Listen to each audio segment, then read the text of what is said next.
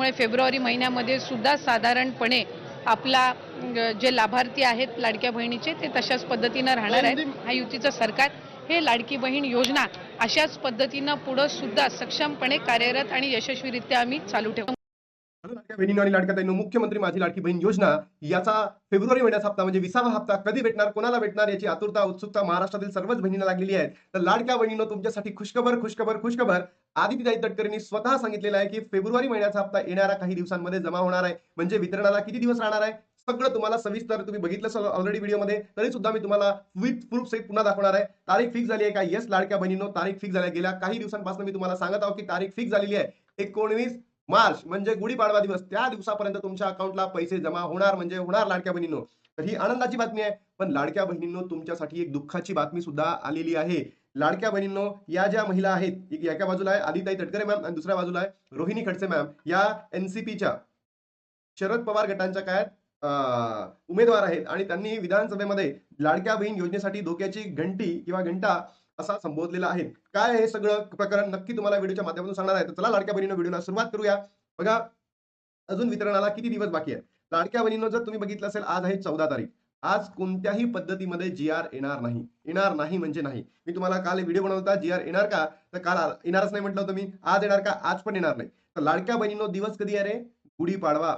मी इतक्या कॉन्फिडेंटली का सांगतोय की तुम्हाला भेटणार म्हणजे भेटणार 19 तारखेला, कारण जे महाराष्ट्राचं महिला व बाल कल्याण विभाग आहे याच्या प्रमुखांनी आपल्याला माहिती दिलेली आहे की 19 तारखेला गुढीपाडवेला लाडक्या बहिणींनो, नवीन वर्षाच्या सुरुवातीला तुमच्या अकाउंटला 1500 रुपये क्रेडिट केले जातील असं आपल्याला माहिती पडलं. आणि ही त्यांना कसं माहिती पडलं असेल, कारण की त्यांना सरकारी माध्यमांकडनं म्हणजे जे गव्हर्नमेंट आहे त्यांच्याकडनं माहिती पडलं असेल, म्हणून आपल्यापर्यंत ती माहिती आली आहे. मग सर जीआर कधी येणार? तर जीआर या 3 दिवसांमध्ये येतील. 16 तारखेला ऑलमोस्ट यायला पाहिजे जीआर, नाही आला तर 17 तारखेला येतील. 16-17 मध्ये जीआर येऊन तुमच्या अकाउंटला 19 तारखेला 101% पैसे क्रेडिट होणार म्हणजे होणार. हे आजच तुम्ही लिहून घ्या लाडक्या बहिणींनो, होणार म्हणजे होणार 19 तारखेला. मग आता मला इथे म्हणायचं आहे की आता हे जे 20वा हप्ता आहे फेब्रुवारी महिन्याचा, हे सरकार असं का करत आहे की फेब्रुवारी महिन्याचा हप्ता फेब्रुवारी महिन्यामध्ये द्यायला पाहिजे, त्यानंतर मार्च हप्ता मार्च महिन्यामध्ये द्यायला पाहिजे. मग असं सरकार लेट का करत आहे हेच समजत नाही आहे. कारण एमपी हे एक राज्य आहे, तिथे त्या राज्य ज्या महिन्याचा पैसा आहे त्याच महिन्यामध्ये दिला जातो. पण महाराष्ट्रामध्ये असं का करताय सरकार? कुठे पैशाचा घोळ करताय का? याबद्दल माझ्या मनामध्ये तर भयंकर शंका उपस्थित आहे. कारण की हे सरकार अगदी जे बोगस सरकार आहे, नालायक सरकार आहे, ढोंगी सरकार आहे.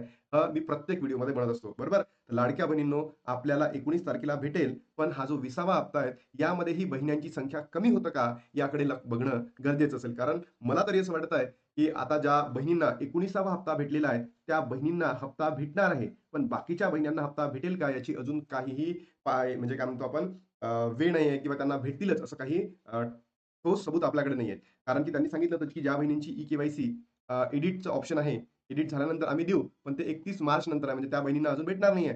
म्हणून ज्या बहिणींना 19वा हप्ता भेटलाय त्याच बहिणींना हा 20वा हप्ता भेटू शकतो असं आपल्याला म्हणता येईल. मग तुम्हाला कमेंट बॉक्समध्ये सांगा बरं, तुमच्यापैकी कोणत्या बहिणीला 19 हप्ते भेटले नक्की कमेंट बॉक्समध्ये सांगा. आणि तुमच्यापैकी कोणत्या बहिणीला बाकीचे हप्ते भेटलेले नाहीत ते सुद्धा कमेंट बॉक्समध्ये सांगा.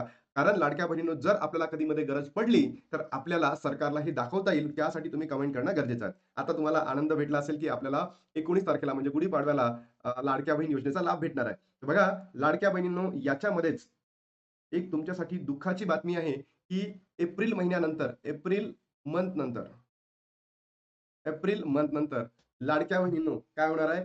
1 कोटीहून अधिक लाडक्या बहिणी खरोखर अपात्र ठरल्या का? 1 करोडहून जास्त, तुम्हाला त्या दिवशी सांगितलं होतं 1,05,00,000 बहिणी अपात्र ठरू शकतात. याची माहिती मी तुम्हाला त्या दिवशी दिली होती. आणि तरतुदीमध्ये 9,500 कोटीची घट होण्याचे कारण काय? शासनाची ही वागणूक म्हणजे अपना काम बनता है, अभी भाड में जाए जनता. म्हणजे आपलं काम झालं आणि आता बाकी जनता कुठे गेल्या, बहिण्या कुठे गेल्या? पहिले आमच्या सख्या बहिणी होत्या, आता सावत्र बहिणी गेल्या का? अशी घणघणाट रोहिणी खडसे यांनी माहितीला सरकारवर घेतलेली आहे.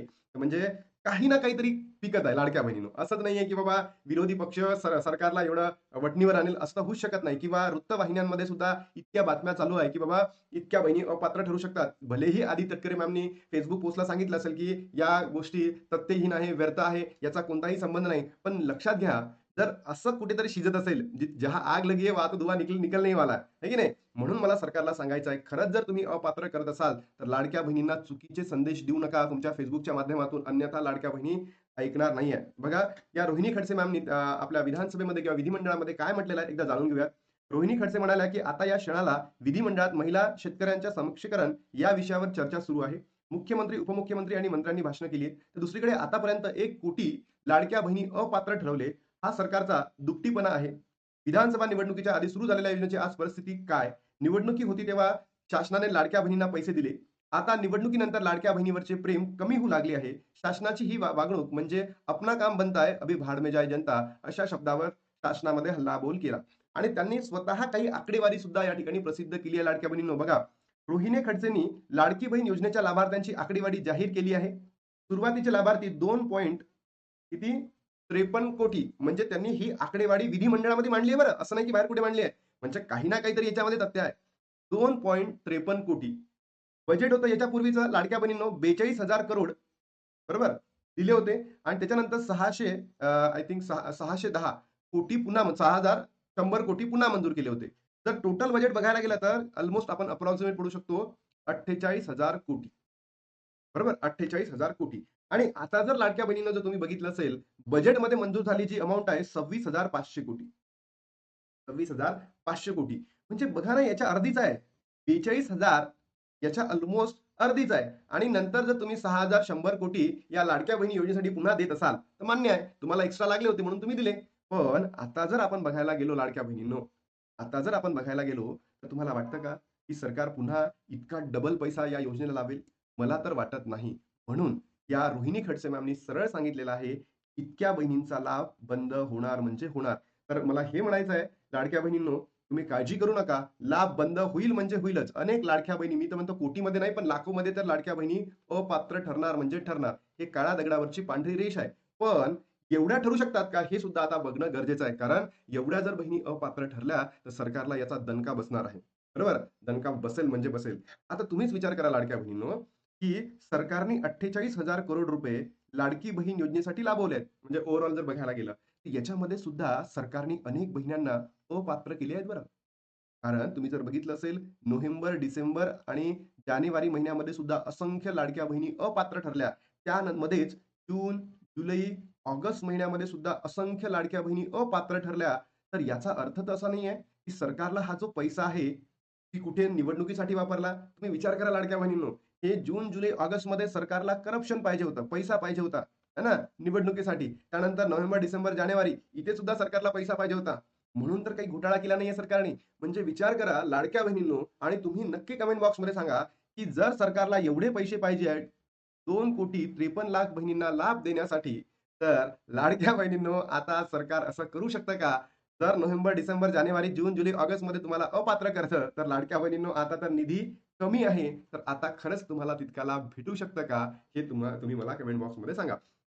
मग अजून अनेक वृत्तवाहिन्यांमध्ये चालू आहे, की लाडक्या बहिणींना, ज्या बहिणींना पैसे आले नाही आहेत, जून पासून नाही आलेले आहेत किंवा नोव्हेंबर पासून आले नाही आहेत, त्यांना पेंडिंग लाभ भेटणार आहे. मला सांगा, सरकार लाडक्या बहिणींची संख्या कमी करण्याच्या मागे लागलेलं आहे. तर खरंच लाडक्या बहिणींनो, पेंडिंग लाभ मिळणार का हो? पेंडिंग लाभ मिळणार नाही म्हणजे नाही. कुणीही म्हणेल लाडक्या बहिणींनो, तर विश्वास ठेवू नका. कोणताही युट्यूबर सांगत असेल पेंडिंग लाभ मिळेल तर नाही. मग वितरणाला किती दिवस आहे लाडक्या बहिणींनो? वितरणाला दिवस बाकी आहे ऑलमोस्ट. आजची 14 तारीख, तर 5 दिवस वितरणाला बाकी आहे. म्हणजे 19 फेब्रुवारीला तुमच्या अकाउंटला पैसे क्रेडिट होईल. ही आनंदाची बातमी आहे, कारण की तारीख सुद्धा फिक्स आहे. पण धोक्याची घंटा सुद्धा लाडक्या बहिणींनो तुमच्या आहे. असं रोहिणी खडसे मॅमनी म्हटलेलं आहे, की लाडकी बहीण योजनेमध्ये जी संख्या आहे लाडक्या बहिणींची ती कमी होणार म्हणजे होणार. आय होप तुम्हाला हा व्हिडिओ समजला असेल, तर नक्की लाडक्या बहिणींनो शेअर करा, चॅनलला लाईक करा, आणि चॅनलला सबस्क्राईब करायला विसरू नका. आता थांबतो आणि भेटू तुम्हाला नवीन व्हिडिओमध्ये. तोपर्यंत जय हिंद.